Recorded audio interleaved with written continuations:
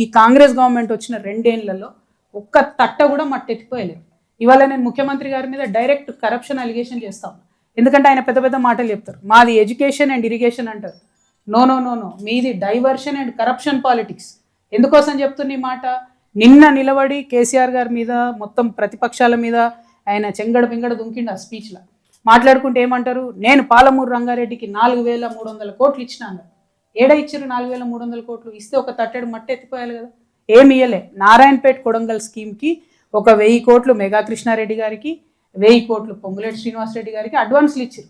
ఈ advance culture బీఆర్ఎస్లో లేకుండే, కాంగ్రెస్ వచ్చినాక మళ్ళీ తీసుకొచ్చింది. అడ్వాన్స్ ఇచ్చిండ్రు నారాయణపేట కొడంగల్. మరి పని చేసిరా? చేయలే. ఇప్పటి వరకు కూడా ల్యాండ్ అక్విజిషన్ మాత్రమే అవుతా ఉన్నది. అంటే సీఎం గారు కరప్షన్ అండ్ డైవర్షన్ తన పాలసీగా పనిచేస్తున్నారు. మీ జిల్లాలో, మీ సొంత జిల్లాలో కూడా ఇంకా కొంచెం పనిచేస్తే అయిపోయేటటువంటి ఈ ప్రాజెక్టుకు మీరు నీళ్ళు ఇవ్వలేకపోవడం అన్నది 100% కాంగ్రెస్ పార్టీ ఫెయిల్యూరు, రేవంత్ రెడ్డి గారి ఫెయిల్యూర్ అని చెప్పక తప్పనటువంటి పరిస్థితి.